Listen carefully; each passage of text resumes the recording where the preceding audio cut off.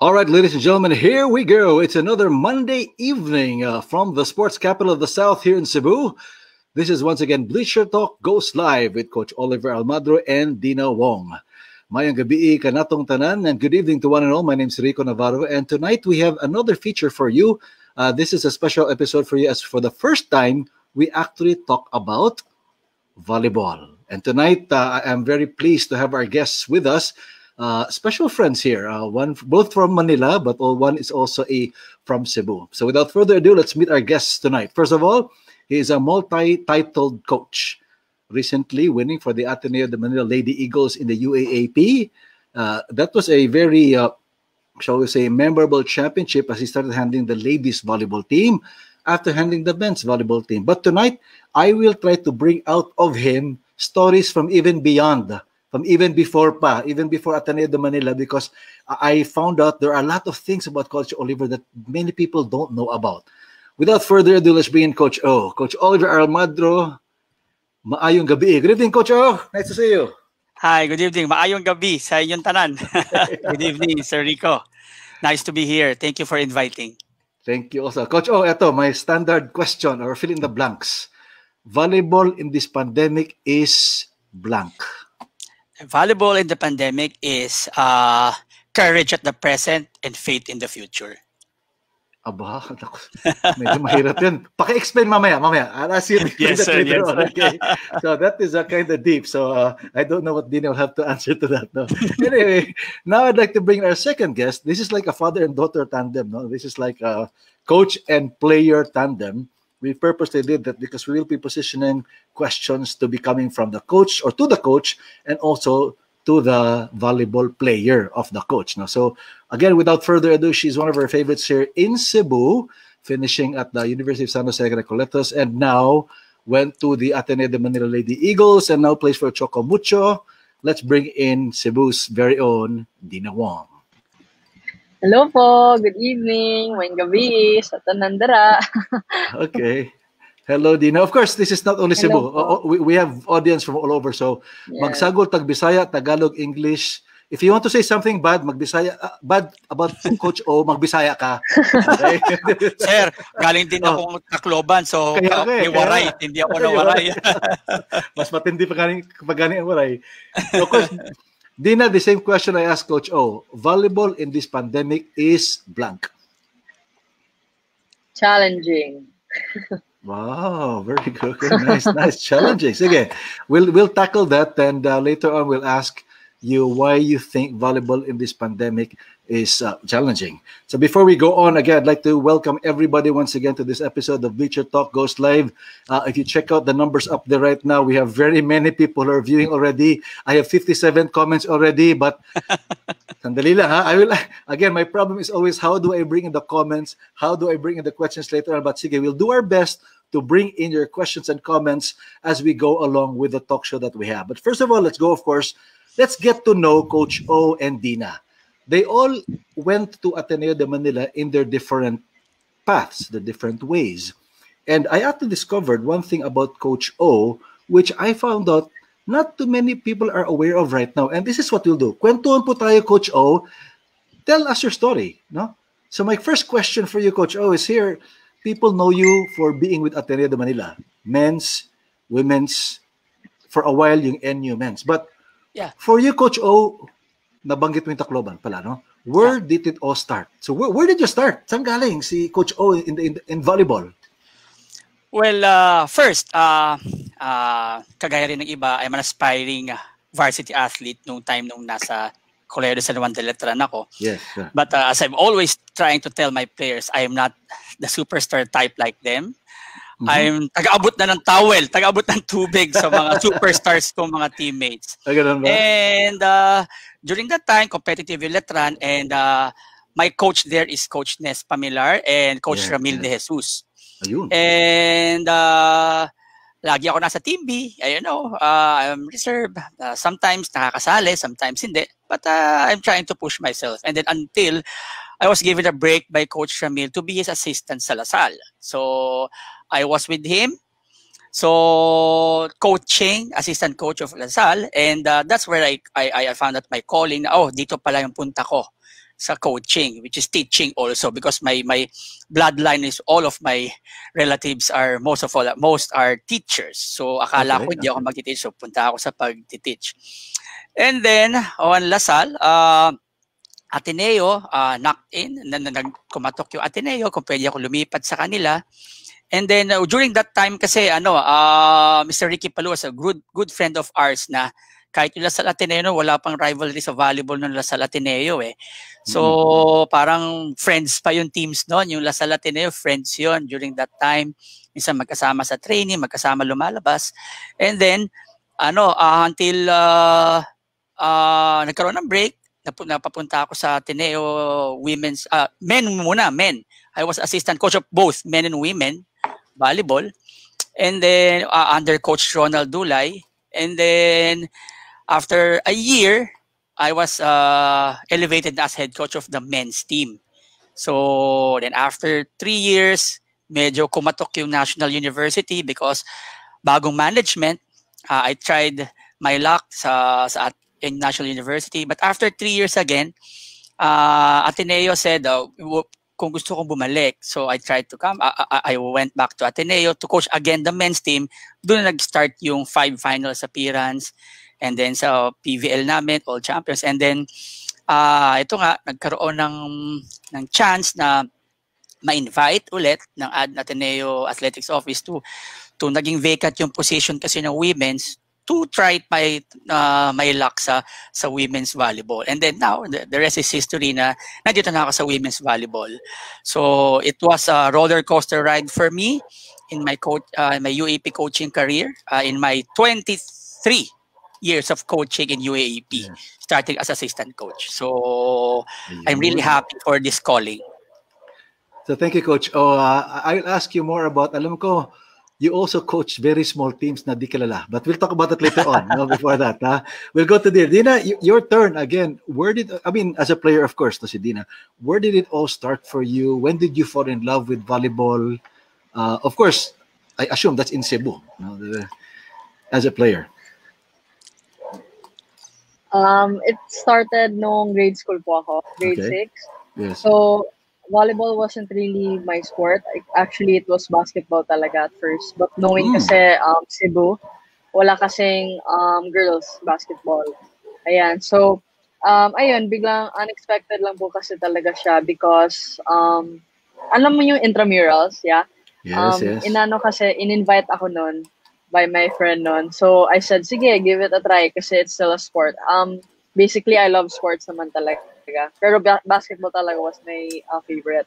And ayun, pinatry ako mag-volleyball kasi parang it was the popular na sport dun sa school namin.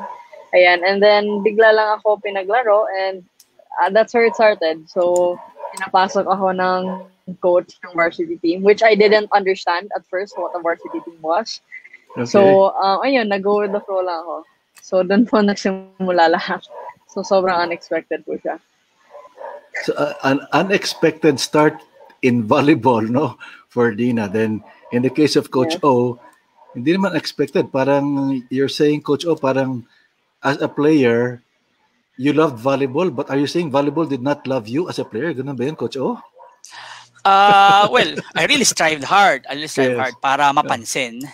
Okay. I even, kung ang practice namin noon, MWF, I practiced every day para mapansin ako ng coach. So, I guess, napansin ako ng mga coach ko noon, it's because of, this guy is hardworking. And during that time, wala kasi libero. So, I'm a setter and maliit ako eh. Yung mga kasama ko, mga kasabayan ko is mga way taller than me. Mga average height ng team namin noon, mga 5'11", 6', ako 5'6", ako 5'7", ako. So, talaga, may disparity. So, I really strive hard para mapunta sa volleyball. Yes. Coach O, follow-up question lang because I know we talked about this before that. Before this LaSalle came on board, before Ateneo came on board, as a coach, or tayo, even I myself, we all started learning the ropes of coaching somewhere. Yes. And I know we talked about this before. Maybe would you like to share with our audience now, where you actually also learn the ropes of coaching? Because you talked about small schools na hindi medyo kilala. But again, I assume you learned a lot from them. Could you please share that Yes. story of yours there? Yes, I coached, di alam ng team, I coached University of Asia and the Pacific. Okay. And the first and only women's volleyball championship of UANP is with me. Ganun ba? Wow. So wala kaming recruit, wala kaming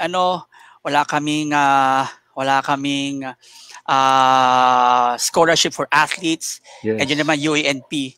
But we managed to be champions there. So, and Perinya, like kami nasa final for ng WNCAA.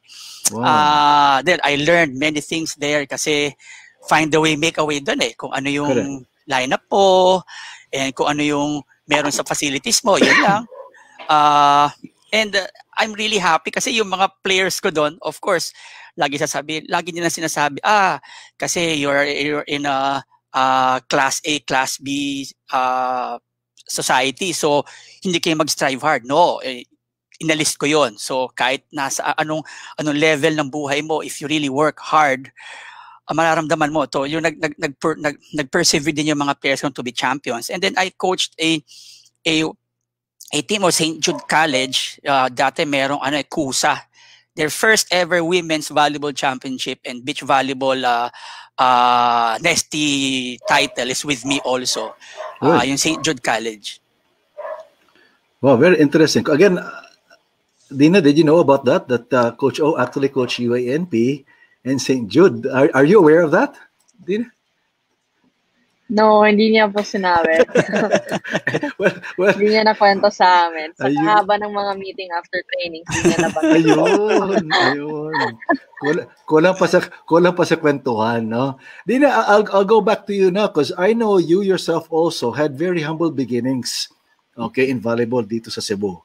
And I know, like you said, you didn't know what the position was, you didn't know what volleyball was at that time, laro lang ba? Could you please share that part of the story before you actually, because my guesstimate right now, when did you quote-unquote take volleyball seriously? Third year, fourth year now? And what were you doing between first year and third year, more or less, in the volleyball? Would you remember? Hindi ko maalala. Sige, wait lang. I think I took the sport seriously during my third year or fourth year in high school siguro. Ayan, so grade 6 talaga, parang for me, I really just wanted to play something. I really wanted to play a sport lang. So parang I was still on the process of knowing what the sport really was, of what a varsity team really meant.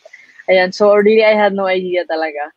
So nung first year kasi, it was kind of rough for me, first year high school, kasi hindi po ako na part ng lineup dun sa varsity team, which for me was okay naman kasi personally hindi ko pa siya tinake seriously.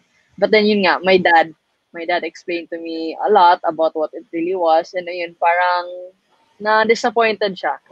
So it led to the fact na pinag-push niya ako in a way na he let me do one-on-one trainings with different coaches.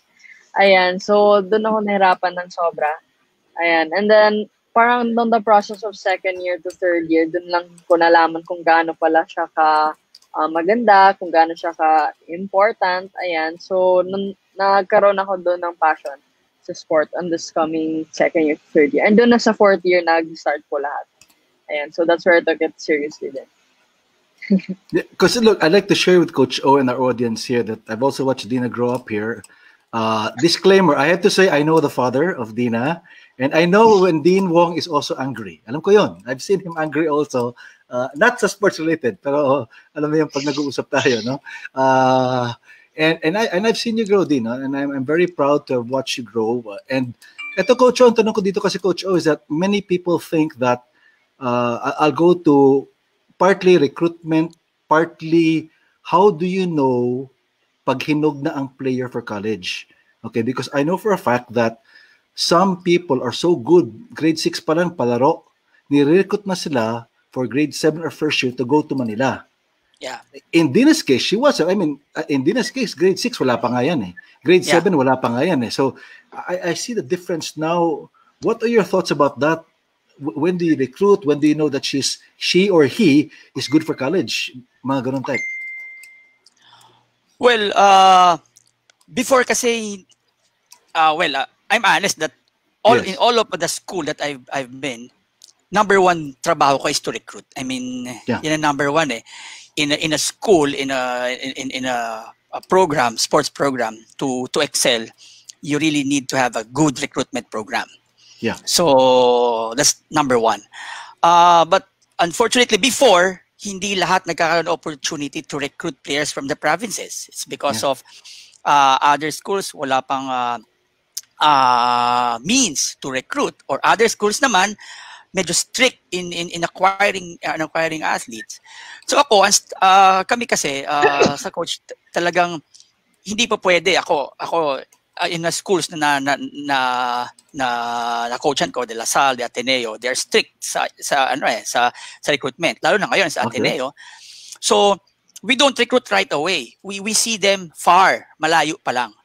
So like in the case of Dina, and Dina can attest to this, I know for a fact that second year high school, tama ba Dina? I saw her already.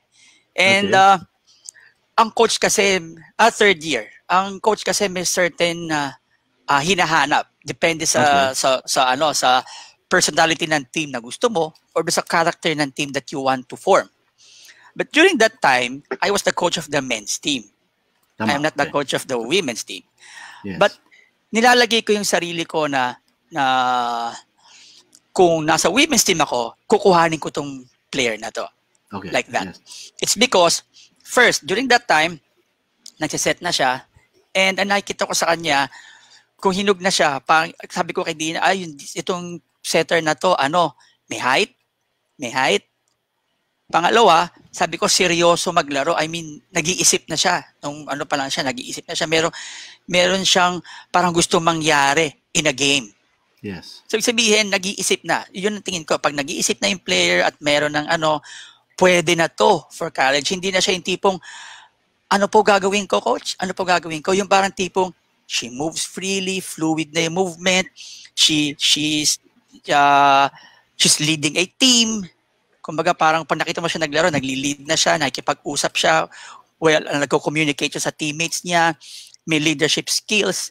That, I see, ito, hinog to for college. Pwede to dito sa sistema ko. It's because yung leadership and yung communication and then yung confidence na hinahanap.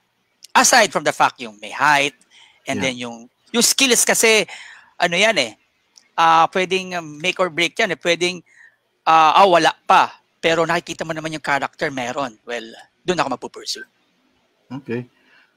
Din, at that time, we're losing her. We're losing Din, nawawala siya. Time out. We just lost her, but she'll come back. Let me add her back. Time out. I'm adding her back now. Maybe her connectivity is low. Because tama po yan, Coach O. I think, if I'm not mistaken, we met for the first time in one of those trips that you made to Cebu.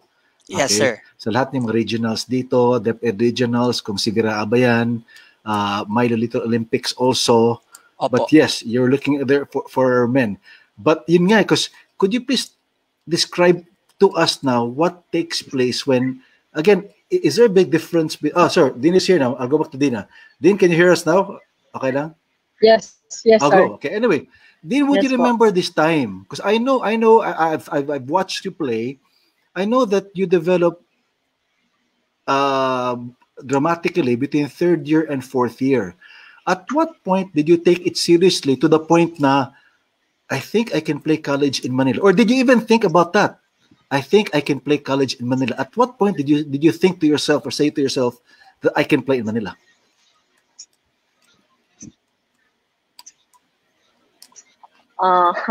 Honestly, no. Like, not at all. Ako kasi I just really lived a simple life sa province, sa Cebu. So I really didn't, not at all. I really didn't think na pupunta ako sa Manila. Ayan. Pero alam mo na si Dad, pinupush talaga ako. Syempre. Okay. So I think he saw the opportunity na kung gaano kaganda if nasa Manila maglaro. So ayun, it was really that. And ayun, at first, parang ayoko. Kasi syempre, malayo sa family, malayo sa friends, malayo sa mga tao na kilala ko talaga. Ayan, pero napaka-obedient lang kasi ako na anak. Kaya yan. Wow. Pero ayun, in the long run naman, I saw naman the point of what Dad was trying to say. And ngayon, nakikita ko na siya. So, really thankful for Dad. For pushing me talaga to what I can do pa. Ayan. So obedient. So your dad, Dean, owes me a beer for asking that question. Dean, kasunod na makita, tama or ginagyo, no? And that's what will happen next, no? But that's true, no? There were times, in fact, if I was at the campus in Secondary School Ateneo de Cebu, Coach O, I'm not sure if you remember this, but I would bring out my pictures. I don't know, Dean, if you remember the Milo Little Olympics finals for high school, no? So we whip out our camera. That would be in Kaduman. And there were many coaches there. So, Dean, even during that part of it, I know that you're talking about high school days here. Magpa-shout out tagamay ba? Who were those coaches who honed you in Cebu? Because they obviously helped you become the person who you are now. Do you remember your coaches? Of course I do. Yes. Ayan, so medyo madami, so I'll just say it fast na lang. Yes. So grade 6 ko, si coach, the late coach Padriga. So siya po yung naging coach ko noon sa grade 6, ayan. So, and then andon kasama si Coach Jamel. I think Coach kilala niyo din po si Coach Jamel. My favorite coach yan, si Coach Kuya Jay. Ayan, and then nung high school po ako, si Coach Roldan naman. Yes, Coach Roldan, very good coach, yes. Oh, paborito rin yan. Ayan, and then si Coach Roldan po. Ayan. And then there were, sobra. And then yung mga one-on-one trainings lang with different coaches, sila Coach Pabo, Coach Pipi. Yes. Ayan. Yeah. So, basically sila po talaga na andun. Ayan. So, yun lang. Naka-shout out to the coaches of Cebu. No, because Coach O, I would like to say here in Cebu, we're very proud of our coaches. No, yes, sir. We were trying to bring, although my personal dream for Cebu is na bumalik yung panahon na Cebu was really kumbaga a powerhouse in volleyball. Remember the How twins in the national team? You have a Grace Antigua and we had very strong volleyball players, and hopefully the volleyball team the volleyball group here in Cebu can get together to strengthen it. Because alam natin malakas din Western Visayas, no? And I remember, sir, during that time, may time yun na coaches are recruiting players from Cebu, but no one from Cebu wants to go to Manila kasi na-feel nila na malakas na ang competition in Cebu. Why we go in Manila? Kumbaga, yes. During that time, ang ganda na ng competition sa Cebu. So, we have our own competition here. May mga commercial leagues na kayo dyan before mga minor commercial leagues And then, so yung iba parang, di na kayo Manila kasi okay na kami dito. Yung mga schools are okay, education are okay, and then yung competition ng volleyball, okay. Kaya during that time, ang lakas ng USJR nun sa men's. Yes, correct, yeah. Yes, I was with men's before so women's, ganun din. So medyo competitive sila talaga, yung mga Cebuano talaga. But I'll follow on that, Coach Oba. Where did you meet the competition? There had to be competitions where nakita-kita kayo or you played against Cebu teams. Do you remember whether it be the uni games, whether it be mga short pocket tournaments where your teams, any team of yours, played against Cebu teams? Well, definitely it's the uni games and the national intercollegiate. So that's the tournament that talagang before ang pag-uni games, pag sinabing champion ka ng uni games, medyo mabigat kasi talaga nationwide. And the national intercollegiate during that time was by invitation, and normally hindi nawawala ng representative yung Cebu. Normally yung nagcha-champion sa Cebu, yung nagre-represent ang national intercollegiate, where in fact nagcha-champion din yung taga sa Cebu, tinatalo nila yung mga Manila. So yun yung mga competition na nakakalaban namin sila. May mere factor yun may iba pa mga players already here in Manila, mga Cebuanos dito na naglaro in Manila, and then yet the school, the Cebuanos are really competitive. Nilalabanan talaga yung mga university and collegiate teams here in Manila. Wala pa kasi mga commercial teams before. Okay. In that case, baka yun ang naging kulang dito in terms of having more I mean, in the normal situation, can we have more leagues dito sa Cebu outside of the CESAFI Yes, sir. and all that? Now, I'll go back to Dina. Dean, now that you're in Manila, did you realize how strong Cebu was in terms of volleyball talent as you look back now? Or were you there lang, laro lang, bahala na? Or did you now see how Cebu can become, kumbaga, a farm of talents for volleyball?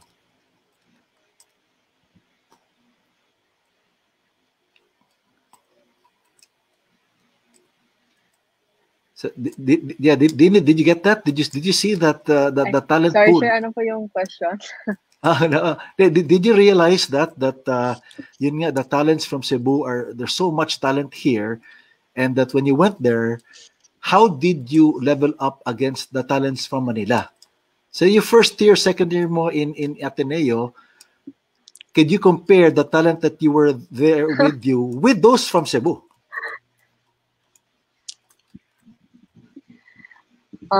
Syempre maiba, sobrang iba. Lalo na the training system talaga in Manila was Yes. even harder. Even harder. Okay. And knowing Coach Tai na sobrang mahirap yung training niya, sobrang nahirapan po ako nung una kasi iba kasi yung approach ng ibang tao. So since Coach Tai is a different person from Coach Roldan, sobrang na baguhan ako. Like, I didn't know na there were other types of training na ginagawa, na ganito ka pala kahirap. So, when I transitioned to that, sobrang na-homesick ako, syempre. Lagi akong umiiyak. And my parents can attest to that, kung gaano ko sila nasabihan, nakausap ng madalas because, ayun, I was crying a lot. Nahirapan ako.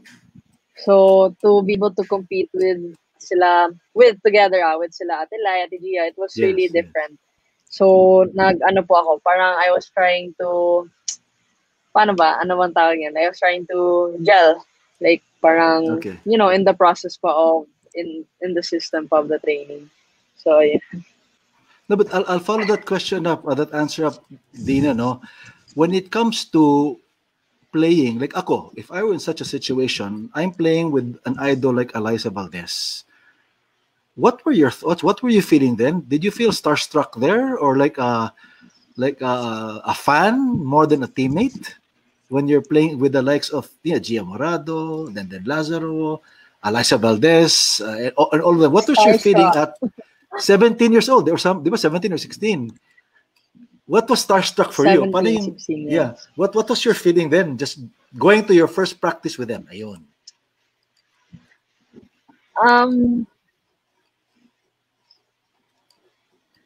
First practice, sobrang alam mo yung parang sobrang nervous mo that you can't speak, like you don't know what to say, like hindi ka makagalaw ng maayos.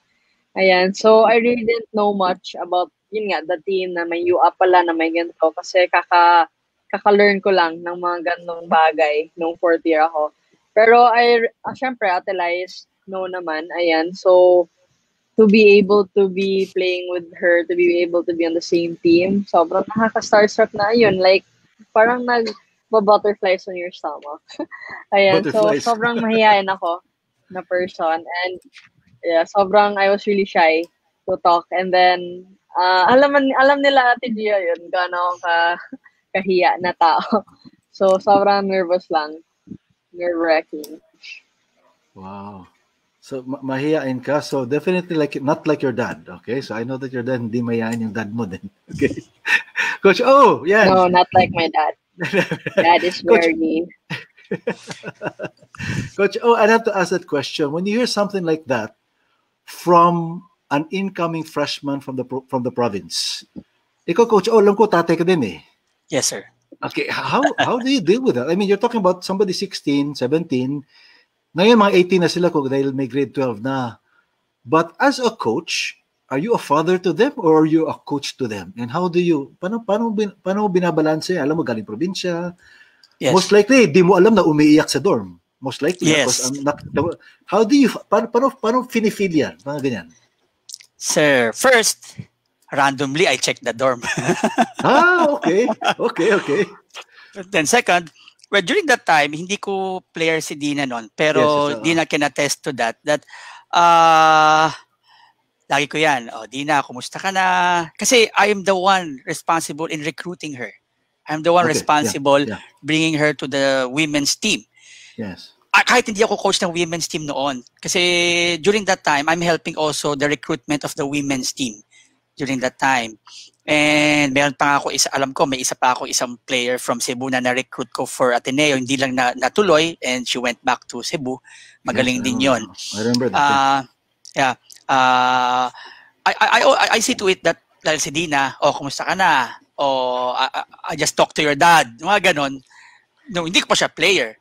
Pero nung player ko na siya, well, Dina can attest to that alam naman nila na I'm really, they're my second family away from my first family. Talagang, I really consider them as my daughters and a friend. Daughter and friend. Kumbaga, I'm really concerned about their health. Yun ang number one.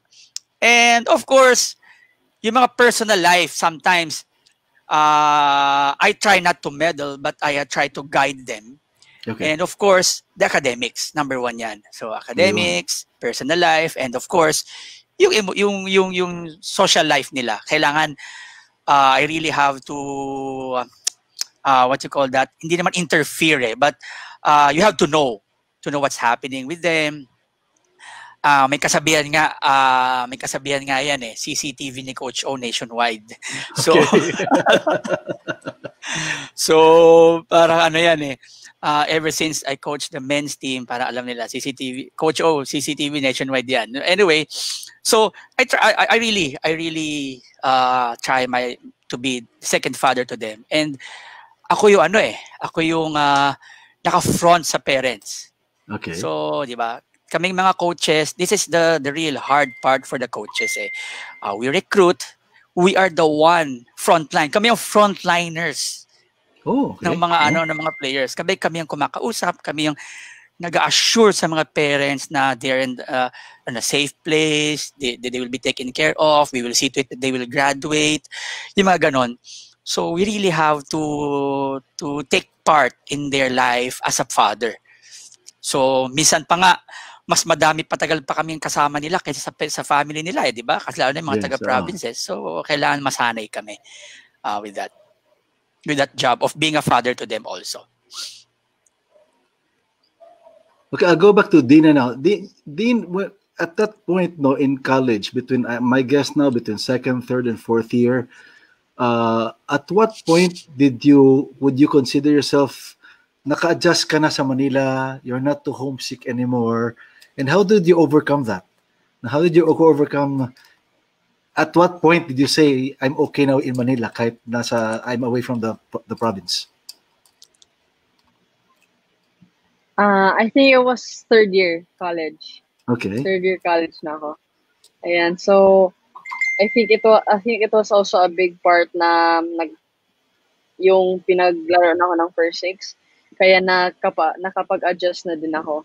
So I knew, parang alam ko na yung gagawin from the past 2 years. Like, I know anong kailangan gawin. Like, na-adjust ko na yung system, not just in training, but also sa school namin. Ayan, my studies, my academics. So it was on third year na parang hindi naman homesick. Hindi naman completely na hindi na homesick. Pero alam mo yun, parang onting iyak na lang. Pero tuloy pa rin. Ayan, so nung third year college. Okay, interesting thing now.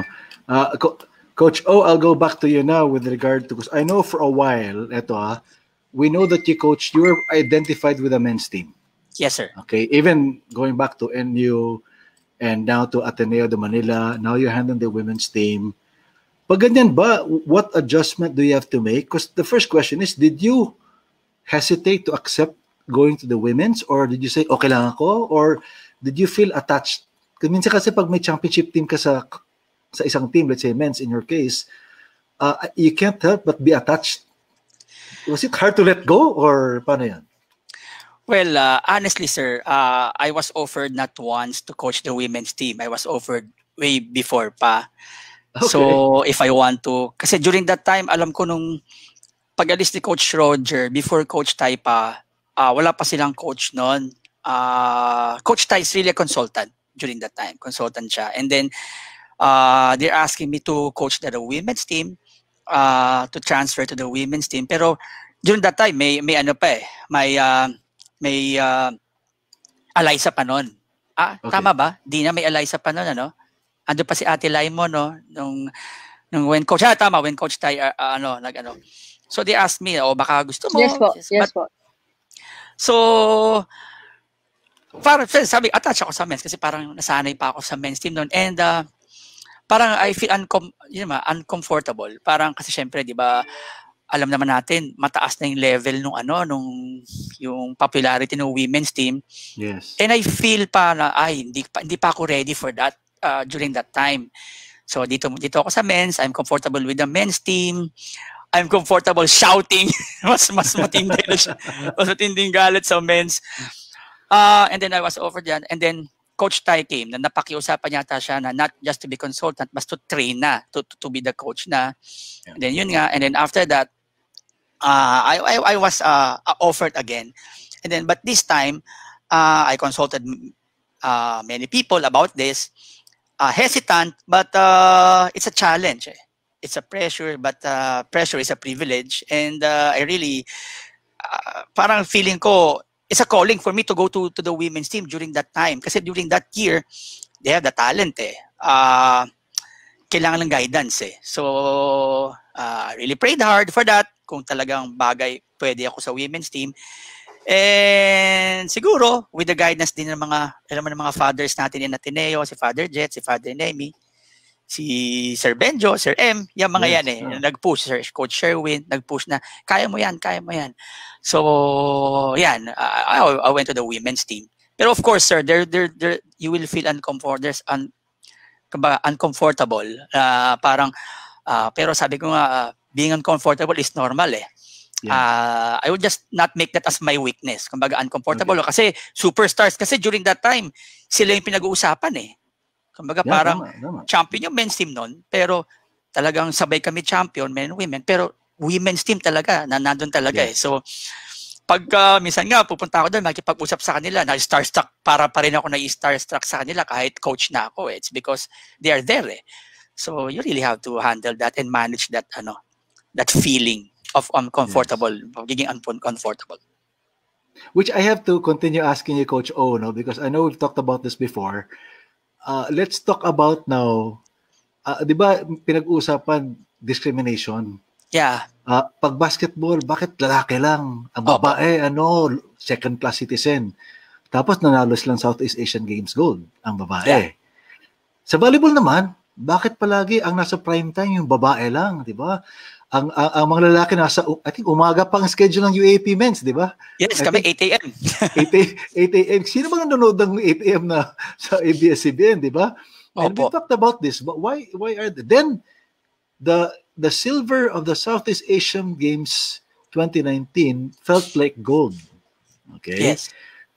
Do you think right now more attention can be given? Or, obviously, yes, answer mo. But what do you feel rather of how much more attention that the men's volleyball can bring for the sport in general? Well, during my time with the men's team, our biggest motivator is for people to respect our game. Yes. Di ba sir? Kumbaga parang pinapanood yung women's. It's because yan yung nasa prime time eh. Correct. But we have to be motivated. We have to play hard. We have to be motivated that people should respect the men's games. Kasi pag napanood yung men's games, especially live, you will be completely in awe na ito pala ang volleyball. Too much athleticism, power, strength, trash talk nandun eh. Mas maraming trash talk pa nga sa men's eh. Pero hindi siya na-highlight. So, sabi namin, we just play. And then, malaking factor, hindi naman sa pagiging bias, malaking factor na umabot yung men's Ateneo on top. It's because may follower yung Ateneo women's eh. May follower siya. So, nung umabot yung Ateneo men's on top, so nahatak na rin yung followers ng women's team sa men's team. Yes. And then slowly, being thankful to ABS-CBN Sports na talagang challenge nila. Kumbaga parang ay ano sila sir, ano ba 'yon, nag-gamble. Yes. Na i-televise yung men's team before tape pa siya hanggang sa naging live. Kahit 8 AM siya, it's live. Yes. So, unti-unti, nagkaroon na ng respect sa game ng men's team. Yung SEA Games natin ngayon is the product of those people na nagkaroon, nag-exert ng effort. Hindi lang yung ngayon eh. Correct. During time pa yan ng mga panahon nila, nung mga nauna pa na-televise yung men's team pag championship. So unti-unti yon, they nagtatanim sila para sa future. Ito na yung future. So during that time, thankful yung mga present ngayon dun sa mga players na hindi sila na-televise, pero they keep on playing hard para irespeto yung game nila. Na ang volleyball, hindi siya feminine sport. Volleyball is a universal sport that you will have to see strength, flexibility, you can see athleticism, you can see the gracefulness all in one. Hindi pa pwedeng puro gracefulness lang. May strength yan. May power, may intensity. And pag nakuha yon, malaking factor. And it helped the men's team until now sa SEA Games. That's true. That's true. I'll go back to Dina. Dean, when you talk about the ladies volleyball as a sport, how does it feel now? Because you're in a sport where masikat ang ladies over men's. Now, siguro, I'm guessing in 60 to 70% of all sports, men are always, kumbaga, dominant. But here, the women, you're also dominant there. How does it feel, and what is your responsibility there, yung mga babae, in terms of growing the sport? What do you feel about that?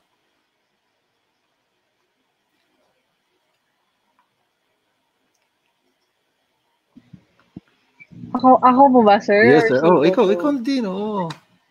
Yeah. What are your thoughts about the women dominating? Go ahead. Yeah.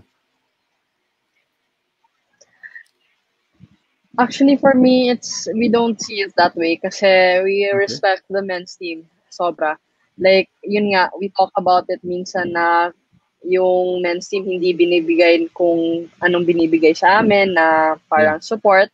Ayan. So, syempre, it's really, I don't think people see what the men's team can do. And I think they just saw it nung nakapag-silver na tayo, nung SEA Games. So, sana they'll appreciate it more. Ayan, because the men's team sobrang ganda. Like as what Coach O said naman. Ayan. So, for me, I really see it as equal lang na yung men's team and women's team. So, no, let's be appreciative and supportive lang of both. Yes, so true. I agree with that completely. Although TV ratings will still support ladies volleyball over men's volleyball.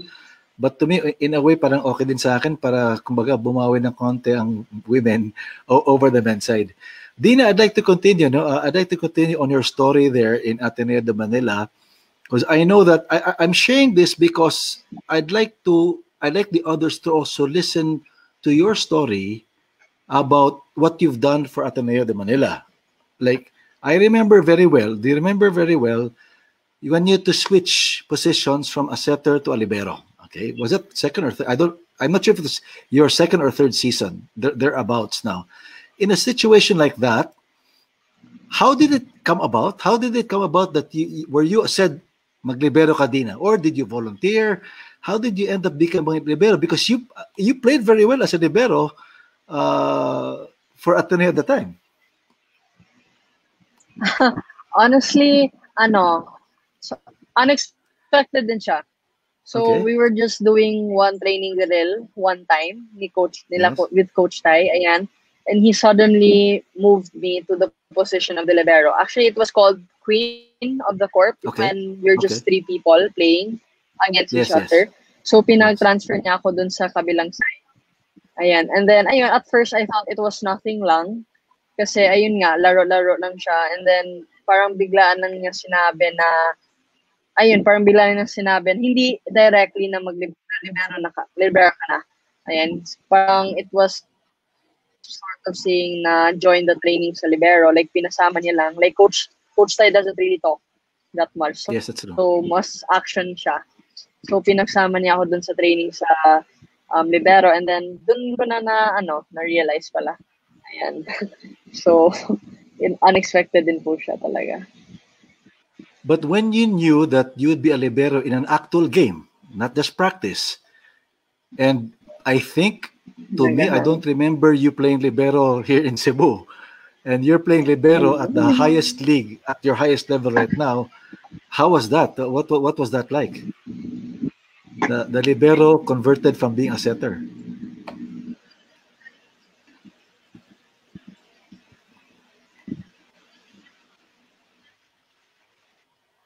Naghang ng si Dina. Din, are you there? Are you with us? Okay lang? I guess she's delayed. Delayed na. Okay lang, okay lang. Nawala ito rin. I'll ask you that same question, Coach O. I don't think, how easy is it, or is it easy to switch from setter to libero in a situation like that? Well, meron particular skill na okay. Like in the defense. Yeah. Ako, gusto ko yung setter ko magaling dumipensa eh. Okay. So, it's a libero type. But, the problem is, the setter doesn't receive. So, libero always receives. So, always. It's different. Always. So, ibig sabihin, yung setter, recipient yan ng reception eh. Yeah. Oh. So, but, setter should defend. Yes. So, mahirap na setter ka and then you will go receiving. Kasi, kung talagang buong buhay mo setter ka, you don't actually receive talaga. But you practice defense. Yes. So, parang ngayon, yung mga middle natin, pinapalitan sila ng libero. So, basically, they don't practice reception or they don't excel. But meron pa rin naman. Sa amin kasi, yung mga middle namin, sila Bea, sila Madi, nagpa-practice pa rin ng reception yun eh. Yes. So, ganun din, kasi itong mga but the setters knew very well saan ka dapat receive. Anong klaseng receive ang ibibigay mo sa akin? Mababa ba? Mataas? Is it a low reception or fast? So, setters knows that very well. Knew that very well na saan dadating yung bola. Yes. So, setter medyo, hindi siya receive, but she has an idea on how to receive perfectly. Kasi yun ang gusto niya eh. Gusto ko receive perfect para makaset ako na maayos eh. So, put that in that shoe. Siguro sabi ni Dina, setter ako eh. So, kailangan galingan ko. Kasi gusto ko sa setter, magaling din na receive. So, galing ko receive. So, siguro nag-excel din siya during that time. All right. Thank you very much, Coach. I'll throw the same question to Dina. Dina, the same question is, what was your reaction when you have to play your very first UAAP game as a libero? Because I don't remember seeing you play libero here in Cebu. And you know that a first time at the highest level is always, I guess, nerve-wracking. What was that like to play as a libero? Sa akin, hindi siya naging nerve-wracking. Parang ginusto ko siya. Yeah, actually. Wow. Sobrang I had parang na-enjoy ko na dumidepensa. So actually, it wasn't just me, yung libero. So dalawa kami, and I was more on the defending, and so yung si Ate G yung nagre-receive. So, nagpalitan kami. Correct. So, yun nga, sinabi ni Coach O na sa setter, parang nagde-defend din. So, I think I brought that up dun sa libero. Kasi sa libero, you only have parang 2 jobs lang is to defend and receive. So, hindi siya gano'ng kahirap. So, kaya din I think I enjoyed it. Kasi that's what you're doing lang eh. You're just really at the back of the court, parang defending and not letting the ball fall or touch the ground. So, nag-enjoy ko. I really had fun being in that position. No, which brings me to this question, Dina, no? Because if ever, for instance, if you asked to make a choice, setter or libero? O, diba? Alam natin ni Coach O yan. No, because you told me you enjoy being a libero now, but I know that you're also a good setter. But of course, I mean, I don't want to put you on the spot. You can answer that later. But setter or libero role. I can answer it now naman. Okay.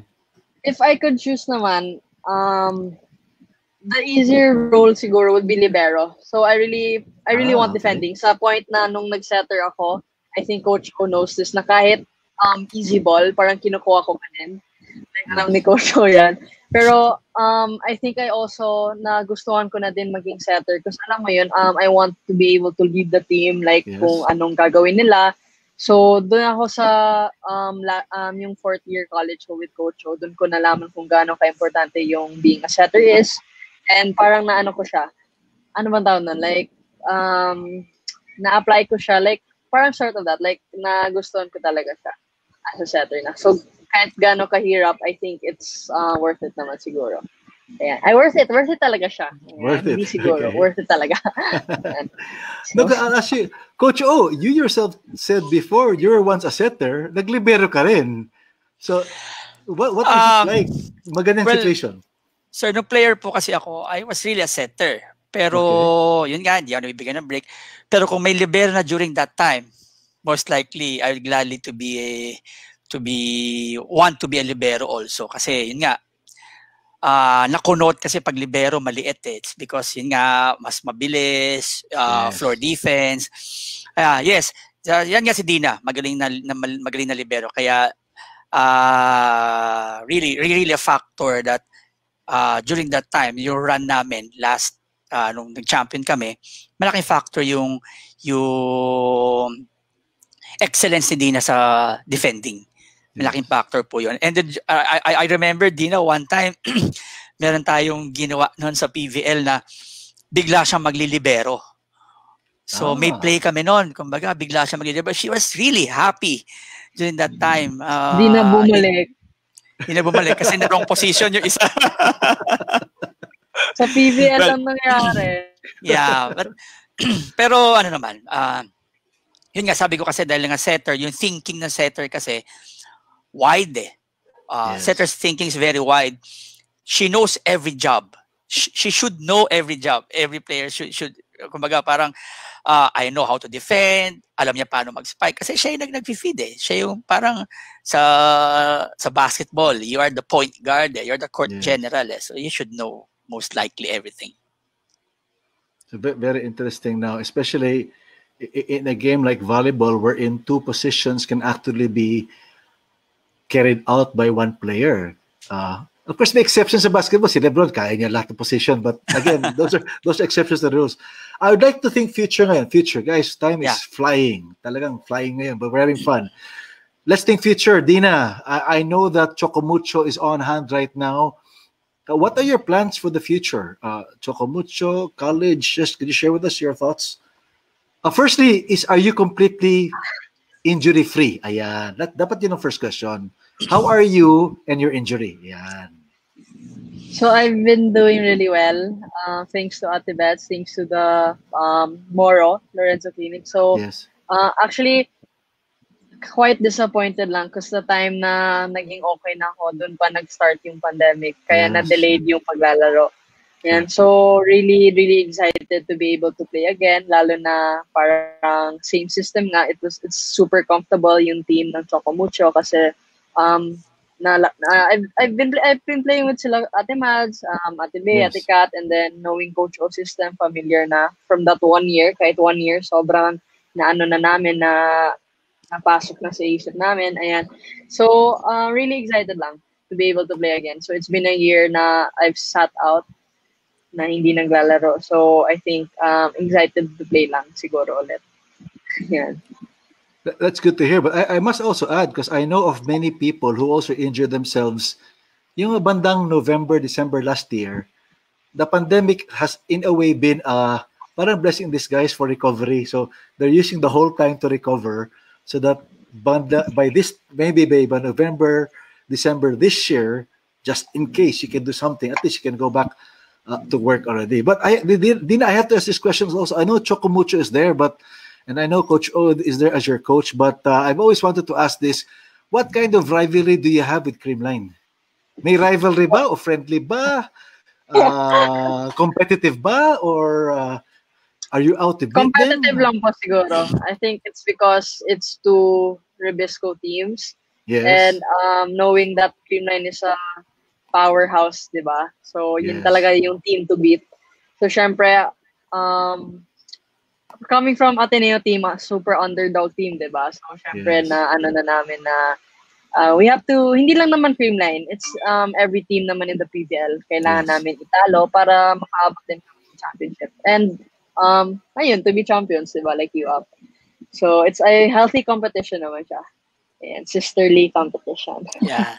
I like it's a sisterly competition, but it will make both of you better actually because you push yourselves to be better today. Coach O, the same question. What's the future right now for? I'll discuss both ngayon. The Chocomucho and Ateneo Lady Eagles. Where are we now? Pandemic ngayon. Can you practice? What have you been practicing on? Well, first, during the pandemic, actually, we didn't stop online. Kumbaga, the women's team, yung Ateneo women's volleyball team during that time. And I really have to mention our group, the MWF group, kasi doon ako natuto. Marami ako natutunan doon eh. During that time na we're doing that, yung MWF group namin, nila Sir Rico, yung marami, nila Sir Noli Ayo. Doon ako natututo. Then natututunan ko doon, ginagamit ko right away during that time, yung pandemic, nung 2-3 months yun eh, na talagang serious lockdown. And I didn't stop for the women's team. Even sa Chocomucho, kumbaga, nagano na kami, no, may ginagawa na kami. And then, until nga, nalaman natin na matagal pa pala. So, I really have to reinvent. You know, in Ateneo, we really have to reinvent Find ways para makakope up mentally, emotionally, physically. It's not about X and O's of volleyball During that now, training on-site is really different training online. Kahit sabihin mong, everyday ako nagte-training online. Everyday ka nagte-training, morning and afternoon. But it's really different. So we really have to reinvent ourselves. Yung women's team, Ateneo and Chocomucho.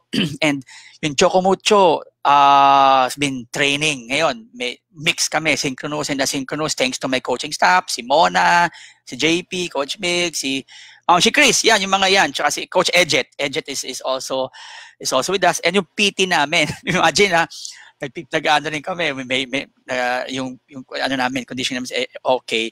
So, tuloy-tuloy yung Chocomucho training namin and hoping na soon we can get to practice physically.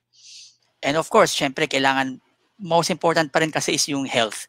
We really value health, especially here us in Ateneo also, as much as we wanted to practice together. But you know naman, the Ateneo community, we really, what the health matters, yun muna. Yes. And like what Father Jet said before, it's time to go back to your family, go back to the basics. So yun ang ginawa namin. Inuna muna namin yung mental health, inuna muna namin yung physical health, and we have to empathize to those who are suffering. Tapos kami magte-training. So, ganun muna kami. And unti-unti, step by step, slowly. What we're doing now in Ateneo is what we haven't done during yung physical. Kumbaga, kung ano yung ginagawa ng physical before, baka pwede natin gawin ngayon. Kasi asynchronous naman, may time. Doon din sa Chocomucho. So, nagkakaroon patuloy ng self-development. Maraming sharing in life, not only in sports. So, natutututo kami in life also. Okay, thank you there. Coach O Deanna, I'd love to ask you that. Online, I know, is different from actual practice, no? But what have you learned from going online for the past, 4 or 5 months already? Aside from getting medyo excited for physical action, but what have you learned from the online, online platform for practice? Kaya that's what I answered to your question po kanina, sir, na challenging yung volleyball ngayon sa pandemic. Challenging, yes, go. Kasi we're used being together, seeing each other's faces, being together every day, practicing every day, and parang hindi naman sa mahirap, pero may iba kasi. It's really different when you're together talaga with the team. Yan, kasi team sport siya. It's not like an individual sport and you can do it alone. Pero I think we have to understand that this pandemic is ganito yung new normal na talaga na kahit online. Pero at least we have social media, we have applications for that na makapag-train pa rin kahit pandemic. So really thankful. And ayun, sobrang thankful din to our coaching staff kasi nagawa ng ganito, ng training namin na we still get to see each other kahit hindi naman everyday, pero at least we still get to train with each other. Ayan, kasi nakakamiss talaga kahit mahirap yung training, di ba? Yes, yes. Nakakamiss pa din. Yeah. That is the best answer there, Coach. Oh, no. Nakakamiss ang training kahit mahirap siya, which means they're probably having fun kahit papano, no, kahit papano. But I'll do a special announcement lang. If you have questions, we'll have a few more minutes, no, as we hit the 1 hour mark. If you have questions for our viewers, that is, please place them in the chat box or the comment box or the comment section, and we'll try to post your questions for Coach O and Dina. Our apologies if we cannot show or flash lahat ng mga shoutouts. So, ang dami dito, Coach Dina. There's so many of them right now. I think you see them on the side, but we'll do our best to flash questions that you might have for Coach O and Dina here tonight before we let them go. So I forgot. By the way, Dina and Coach O, they have practice tomorrow at 6 a.m. So I promised them, hindi tayo aabot na 9:30, so you can get around 8 hours of sleep tonight. Okay. Anyway, Coach O, one of the final questions lang here for you, no, would be now, yun nga, I know you've developed a theme, no, and yun din yung sinagot mo sa first question ko sa'yo when I asked you, volleyball in this pandemic is blank, and you talked about hope and courage. I forgot the other things. Now I'd like to dig deep on that. Would you like to say more about that? Well, I said a while ago that volleyball in pandemic is courage at the present and faith in the future. Ayun. Well, I'm speaking of the sports in itself, not only volleyball. We just have to be a fighter now. Kumbaga, we have to reinvent now. We have to be resilient now. It's because we know for a fact that many coaches, I know for a fact that many coaches lost their job. Professional players lost their job. Also, tumigil yung college training. But I'm toiling to method my coaches. I know coaches that are victims of this pandemic. I just tell them that just be courageous. Just be courageous the present. Tapangan lang natin. Just depend kung anong talent ibinigay sa inyo. Kumbaga parang nandiyan yan, hindi yan mawawala. Just reinvent yourself. Make a self-development also, like what I'm doing. Yes. Kumbaga, sabi nga ni Father Johnny Go, di ba, sabi niya, we should be treasure hunter online right now. Kumbaga, hanap ka lang ng hanap na matututunan. And then, faith in the future. I mean, you know for a fact that in the future, there's an answer for this. In the future, there's a light there na, oh, we're back. Baka nga pagbalik natin. Kumbaga, di ba, sabi nga nila, yung parang love is lovelier the second time around. Okay. So, baka mamaya pagbalik ng volleyball, mas mag-boom yung sport. Di ba po? Yeah. So, just have faith in the future. So, na we can come back, makakabalik ang volleyball, and both UAP, collegiate, and the commercial leagues. And I'm sure, mamimiss na mga tao yan. And all of that na nawala, may babalik yan in time, baka mas malaki pa. So we just got to have faith in the future for the sports, and especially for volleyball. All right, thank you for that, Coach. Oh, I have a question here. This is a question for Dina. Dina, this is a question here from KZ. How does being an athlete make you a better person? Ayun. Ayan, so volleyball has taught me a lot. Ayan, so hindi lang in the sport, syempre in life also. So dun ko natuto na maging responsible, na maging disciplined. So maiba po talaga yung athlete. Like you really have to be responsible enough, lalo na sa katawan mo. Ayan, so Coach O reminds us that every time na to sleep early, get some rest, eat a lot. Ayan, so hindi siya kagaya ng ibang tao na pwedeng magpuyat. Kasi mag-affect kasi yung katawan mo niyan lalo na sa mind mo.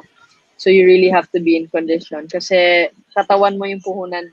Katawan namin yung puhunan namin as an athlete. Ayan. So, ayun. I think I got better naman as a person siguro being an athlete. I can see that developing since I've seen you play since high school days. Ito, Dina and Coach O, there's so many in this comment section that I have Don't to... ask the question, Sir Rico. Don't ask the question. No, ito.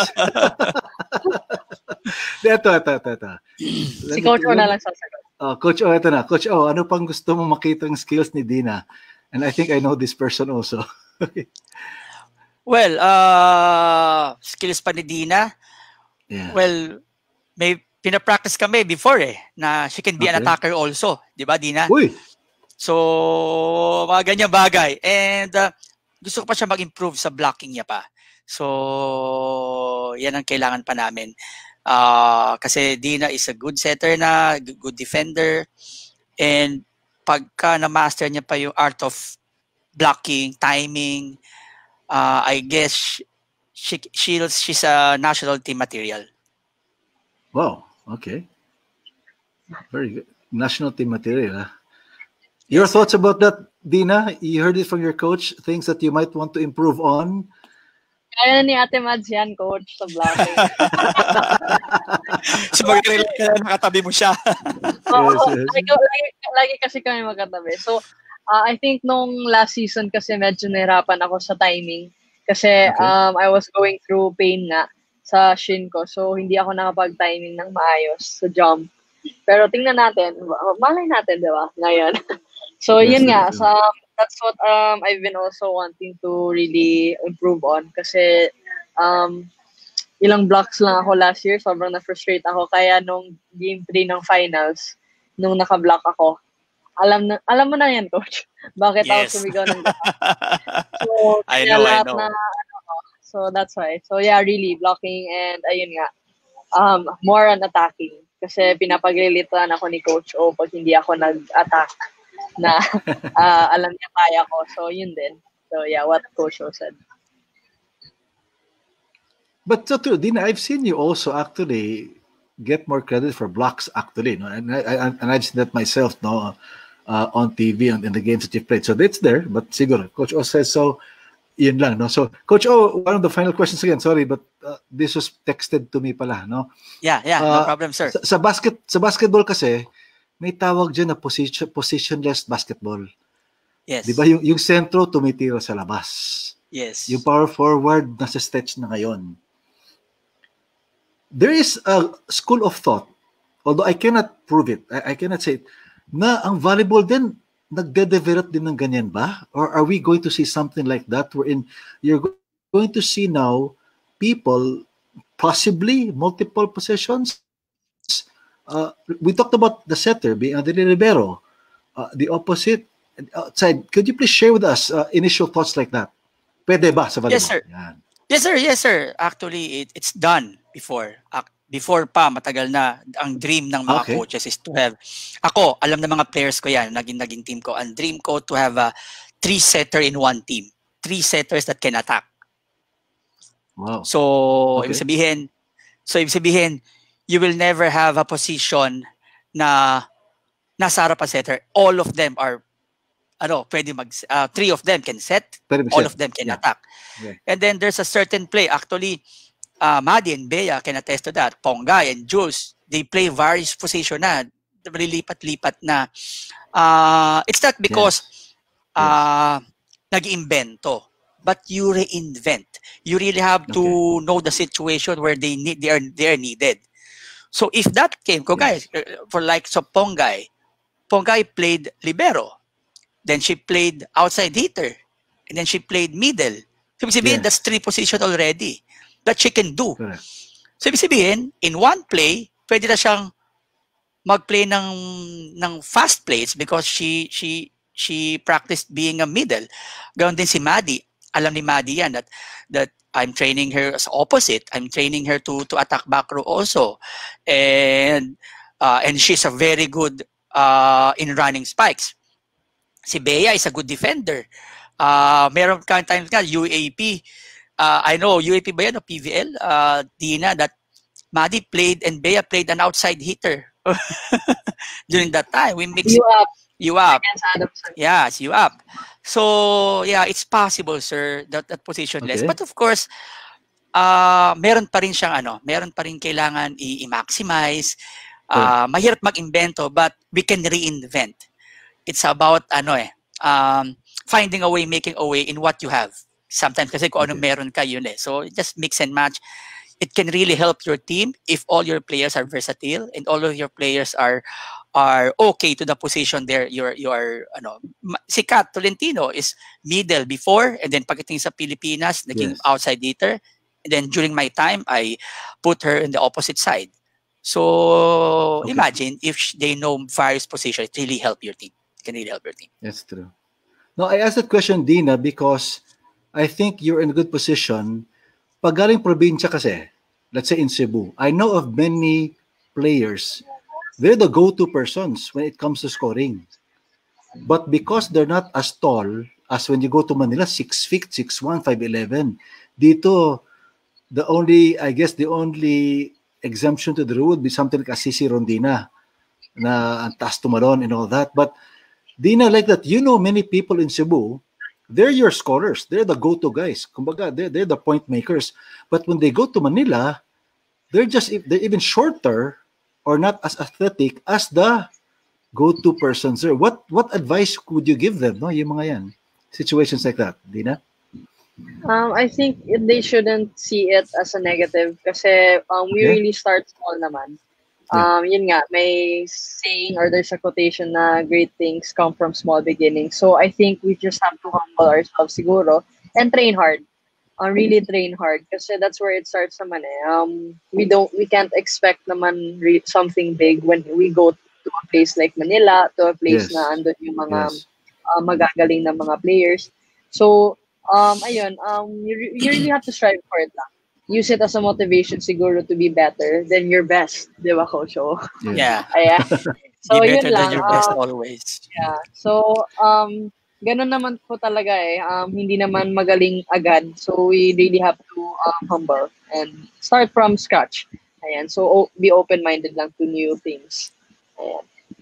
All right. So true. Again, you see this happening. Parang sa high school kasi ikaw yung kumbaga, ikaw yung sikat.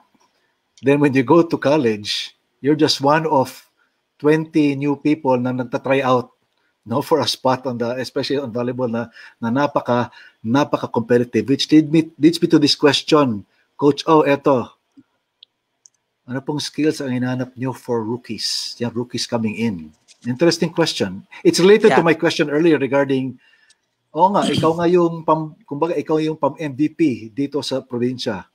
Pero pagdating mo sa Manila, you're just one of many other big fishes, kumbaga. Yes. Tama ka dun, sir. Actually, sometimes a coach doesn't look at the scorer right away eh. Kumbaga, kumbaga hindi ko ako, like me in Ateneo, I only get what I want. I only get what I need. I don't get what I want. Kasi if I want them all, lahat na scorers kukuhanin namin. But we only get what we need. So hindi pa pwedeng recruit and then pagdating dyan is you don't know the use. Kumbaga, ang dami mo na outside hitter, ang dami mo na mga middle. So you just get kung ano yung kailangan ng team. So we just get what we need in the team. So if I need, in Ateneo, we have a system kasi na naka-figure out na kami long term. So, mawawala in this year, mawawala si ganyan. So, we know that for the fact na for the next 2 years, we need a setter. So, wala talaga kaming, ang galing yan. We get it. We get them. No, we don't do that. So, we manage it. And then, yun nga, skills. Kunyari, by next year, ang kailangan namin is setter. So, I try to look for a setter 2 years from now. I try to look for a setter na kasi alam ko for the fact na mawawala si Dina or ganon. Kung middle, mawawala, ganon. Yun po yung ginagawa namin. But of course, aside from that, the character of being ako hinahanap ko talaga yung leadership eh. Yung leadership, if you know how to lead the team, malaking factor yon. Pero skills-wise, walang particular skills. Pero number one sa amin, alam naman ni Dina yan na I really want a player that can really block maayos. Kumbaga yan, factor yan, blocking. And kung may receive, malaking bagay yan sa amin, lalo na kung spiker ka. So, yun yung mga hinahanap namin. But it depends on kami sa Ateneo, in Chocomucho also, it depends on what we need eh. We really cannot get what we always want really get what we need. So, mahirap magsabi ko anong skills eh. But depende sa position na kailangan namin. Bonus na yon pag nakuha mo na talagang meron kang mga Eliza Valdez na all around na lahat. Receive, defense, attack. Mark Espejo na ganon. Tapos, malalaki. Body Madayag na can block and attack. O Deanna can defend and can set. Bonus yun na maraming skills ang kailangan. Pero we get what we need talaga. Okay. Gusto mo ng bonus, Coach? I can send Jamel. Kuya Jamel, I can send him to Manila. Bonus yan. Yeah, sir. Si Coach Jamel, idol eh. Idol yan eh. This is for Deanna. Eto, what's your inspiration po in setting? I like this question because, totoo, no? You have to be inspired. Parang point guard sa basketball yan eh. You set up your teammates. What is your inspiration? Yan. In setting, yung inspiration siguro is parang gusto ko kasi na magka-point yung teammate ko siguro. Ayan. Kasi I think it's a great feeling seeing them being happy after a point. Kasi hindi naman lahat na tao can really be able to score a point agad-agad, di ba? Kasi minsan magaling mag-block yung kabilang team. So yun po yung nag-inspire sa akin, my teammates talaga. Ayan. So I really want to see them happy while playing kasi we all know how hard it is in training. So binabawi namin sa laro na mag-enjoy kami, na maging masaya kami. So kaya, ayun, sabi din ni Coach O, i-better yung ball. Ayan. So, ayun po. Lagi, ayun yung inspiration ko, yung teammates ko.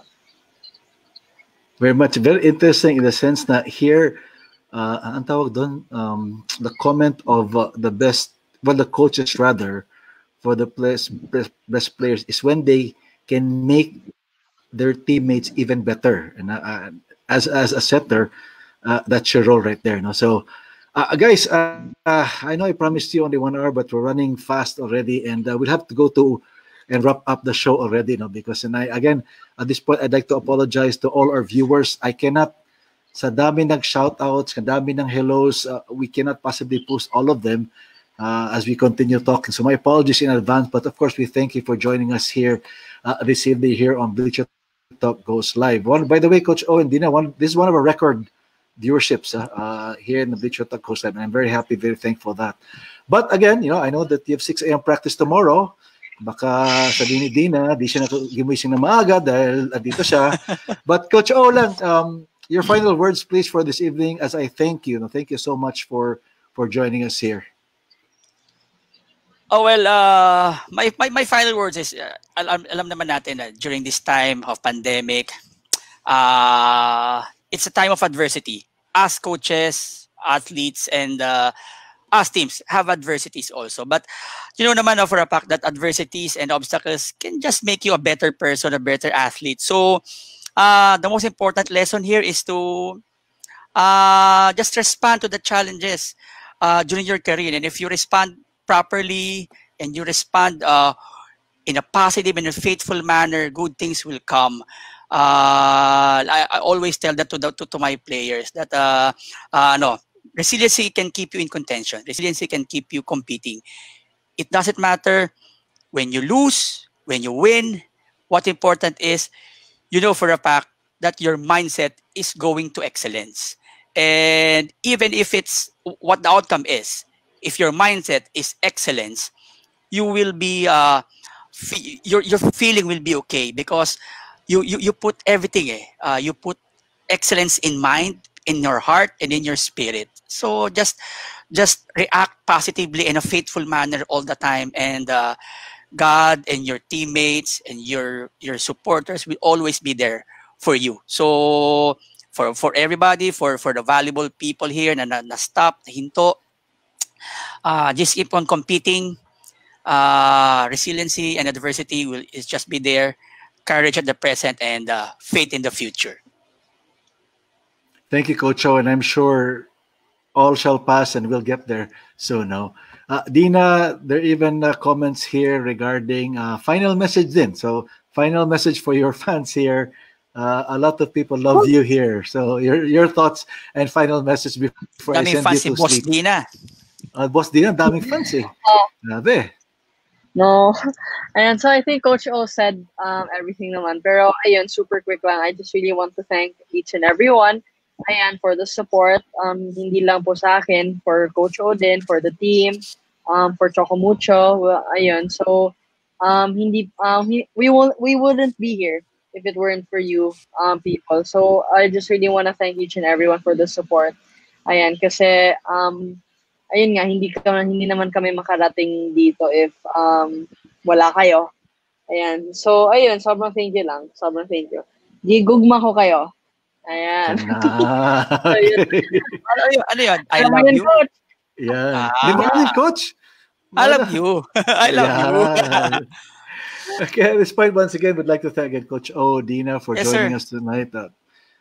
Again, every time I sit down like this, I just have fun sitting down, just listening and learning from both of you. I hope you've learned from us. I hope you've learned from the crowd that we have here. So thank you very much. Thank you. And Thank you, before I let you go, I would like to show our episode for next week on Monday. Okay, I'd like to show this slide now because kaibigan din ni Coach Oliver to ang magiging guest natin next week. As we flash, so that's our calendar that ayun, Bleacher Talk goes live with Butch Antonio and Jong Yu Chico. Coach October Jong. 12, si Coach Jong, andyan yan. Teacher's pet. Teacher's pet yan ni Manggang. And by the way, I'd like to share a little trivia here that Coach Oliver is not only pang volleyball. He and I worked together. I don't know if you remember this Olympic qualifier tournament, Coach O. If you remember that in 2016. Kaya ang ganda ng trabaho ni Coach O dahil kausap niya palagi si Steve Nash. Yes. Oo, yan ang ano, ba't di nabigay sa akin si Steve Nash? But, okay. Well, ako, malaking bagay sa akin yung nagtatrabaho na gano'n. I learned system from teams na high level. Yes. That's so true. So did I. So with that, we'll bring this episode to a close. Once again, I'd like to thank Coach O. Thank you, Dina. Thank you to all our viewers here. Again, our apologies for not being able to flash all the shout outs and all the greetings, but there are I don't want to exaggerate, but there were hundreds of them here tonight. So thank you very much. I'll just say thank you to the Rebisco family, to Ateneo family, the Choco Mucho team. My players tomorrow will see each other. And yung mga coaching staff namin, sir, mabatiin lang namin yung coaching staff namin sa Choco Mucho. Si Bethel, si Mona, si JP, si Coach Mig, si Edjet, si Coach Shock, si Coach Mian, si Coach Sherwin. Yan. And sa Ateneo naman, si Jarod, si Boggs, si Mona pa din. Yan ang aming mga... So thank you for the Ateneo community and the supporters of Choco Mucho and supporters of Ateneo. One big fight and Titans pride. Ayun. Thank you very much. Dina, baka yung additional greetings na lang, wala na. We let you go now. Nasabi na lahat Ano na lang. Hi, Dad. Hi, Mom. Yeah. Hi, Sir Dean. Si Jamil. Ayoko rin to si Coach Jamil Town. Coach Jamil. Hi, Coach Jam. Ayan. Lagi kami nagahin yan Actually, sir, nanonood yung mga family ko sa Las Vegas ngayon. And merong isang team dun sa States ngayon, sa Coastal Carolina University. NCAA is natutuloy na. Si Coach Joseph Foreman, my friend in the champion siya ng Sunbelt sa NCAA, Sunbelt Conference. So he's my friend and he's watching now. Mga taga-US, they're watching now with us. Punta tayo sa Sunbelt, punta tayo sa volleyball doon. Sabay tayo. Alright. Oh, sir, maganda doon, maganda. Init. Okay. All right, so with that, again, thank you very much. And we'll say goodbye to everybody. We'll see you next week, October 12. Butch Antonio and Coach Jong Yu Chico as Bleacher Talk goes live Monday, October 12. Thank you very much. Good night. Thank you, sir. Good night. Thank you, Dina. See you tomorrow. Bye-bye. Good night. Hi, Coach.